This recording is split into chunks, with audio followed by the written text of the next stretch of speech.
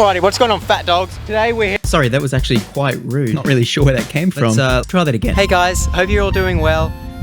Today... Ugh. Oh, that was worse than the first one. Is this... Okay, look, we're just at Rhino Horn. I've come here once before when the car was unlocked and I was unsuccessful, and now we're at least front locked. Hopefully we can get up it. I've also taken a precaution and like weaved the straps through the rims there. Hopefully it doesn't actually come off. So last time I was at Rhino Horn. Also, can we just take a break? Why is it called Rhino Horn? It's just such a weird name for a track.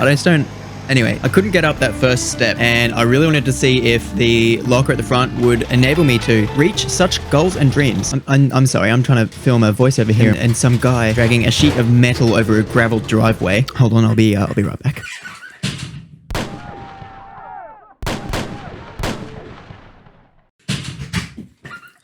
They have been dispatched. So yeah, I was really excited to see how the locker would change performance on this track. I knew that it wouldn't be easy, but boy, was I excited to give it a go. Now there's a bird.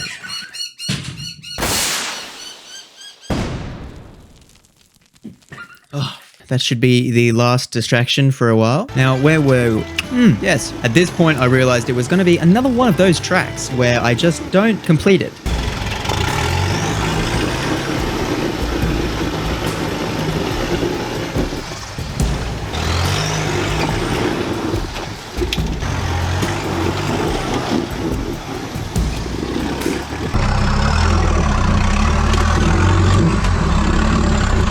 The left line was clearly not working for me, so by process of elimination, the right line was left, like it was the last option left. Driving like an elderly woman on her way to Specsavers, I gave it my best go, and just like an elderly woman on her way to Specsavers, I couldn't get there on the first try.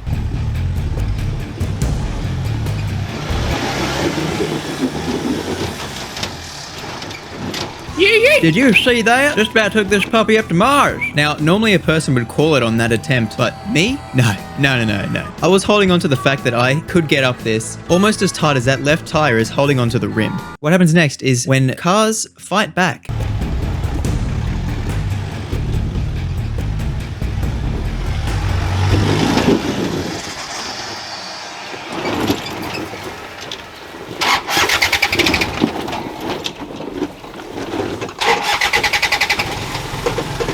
Look, I know my car, and that was pretty much the equivalent of my car saying, "Fuck you. I'm sorry. I know I shouldn't have put you through this much pain. I got selfish and I wanted to drive it. Let's just have a rest and talk about it." Back on the road, boys. Let's go. I backed all the way back up to the beginning, and I'm giving it another crack. And here is where I fall into the rut. Filled with confidence and fresh eyes, I spot a brand new line up the dead center of this track. I think this is actually the line that everyone takes. I just didn't know that. But to my surprise, despite 15 previous minutes of wheel spin and utter chaos, the car just crawled up. Isn't that funny? With that first step done, however, the rest of the challenge was still there. And a challenge it was.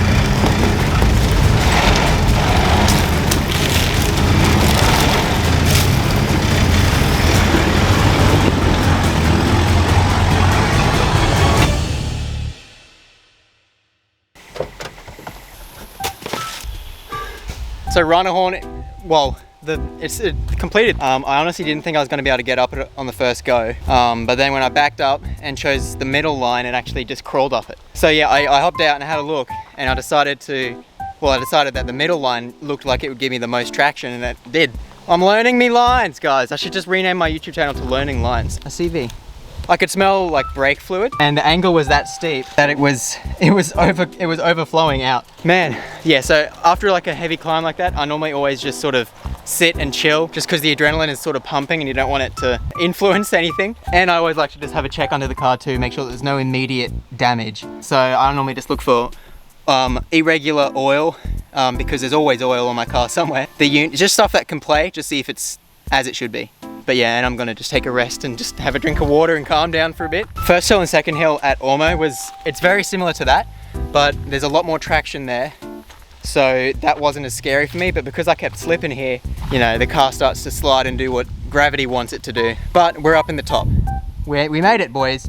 We made it! Another interesting little tidbit from that track was my snorkel had its first impact. I assume it was from down the bottom where I fell into the rut, and it is holding up just fine. I was concerned that my welds would snap at any sort of impact, but it is superb. And here I'm trying to move the tires forward, but they weren't moving, so I just tightened them down. Now, in a previous video, I have mentioned that Glasshouse is home to many a secret and bad, scary story. And I, for one, am not looking to become yet another body buried under the dirt with their car rolled and torched on the side of a track. So I'm not hanging around any places with ominous pink ribbon.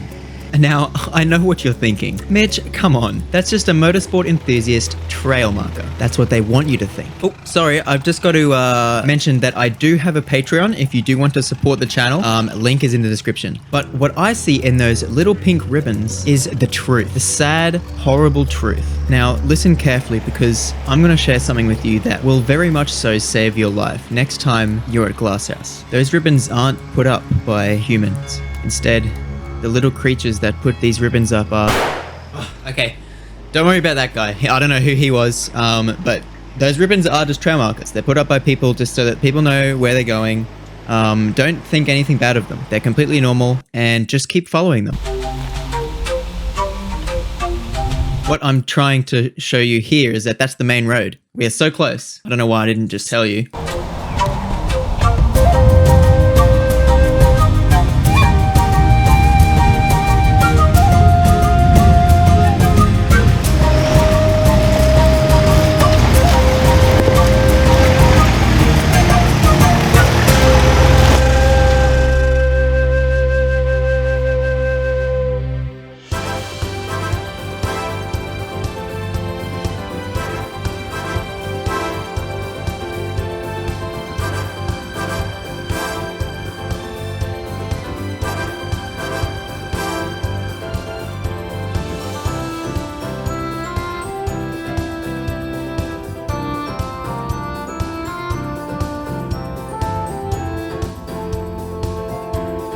Oh shit, they're smoking B. Rotate B, rotate B. Wait, go ahead, they're pushing A, Whoa, wait, no, they're here at B, come on, rotate back!